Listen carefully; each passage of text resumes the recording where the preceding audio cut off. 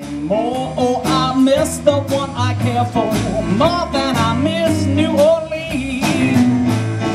More than I miss New Orleans. More than I miss New Orleans. Oh, thank you.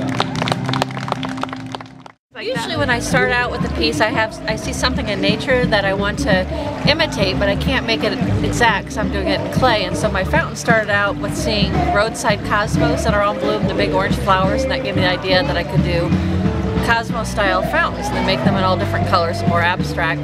And then even the lilies that you see on a pond, so some of my leaf fountains have more like a floating lily effect. So it's trying to balance my work to kind of make it representational that I think of in nature, if that makes sense.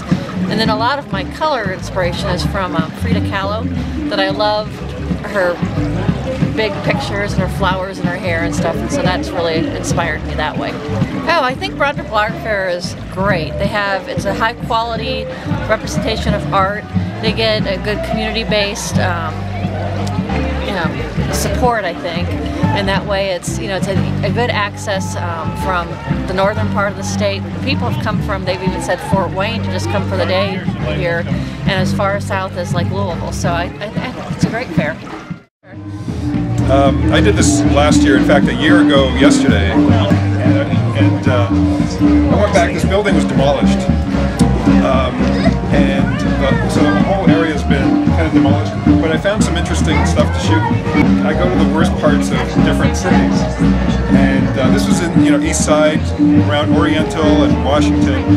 It's not a good neighborhood, but I go at night. I bring lights with me. It's kind of an elaborate setup. I shoot film, and I do long exposure, sometimes an hour. This one here was close to 30 minutes. And that's how I get these colors, and that's how I can transform these really, hideous eyesores into something sort of more magical. I shoot these with a 50-year-old Hasselblad camera. I use that camera not because it's 50 years old, but because the lens and the whole quality of it is fantastic. And I can get really amazing quality. You can really see every speck of dirt in these shots.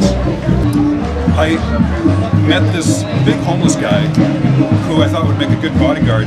So I asked him if he was willing to be my lighting guy for 10 bucks, and he was thrilled. So now I had this big bodyguard.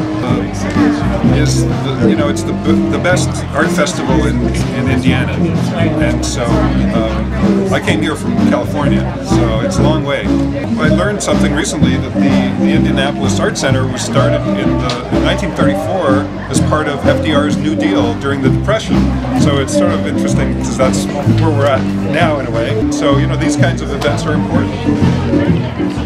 This is fused glass, and I created it in a kiln by stacking many, many layers of glass and heating it up to 1500 degrees, and then when it's cool I grind it and smooth it, add on more layers. So everything goes in the kiln about 5 or 6 times. Wow. It's a lot of fun. And the sparkly glass is dichroic glass, and it catches the light beautifully, and it's always different. I love it. It's wonderful. I used to do it as a student, and now I'm doing it out here, and I think it's a great fair. It's really well juried and lots of wonderful artists. And I'm a great supporter of the Arts Center too. It's a wonderful resource to have. Said that you gotta be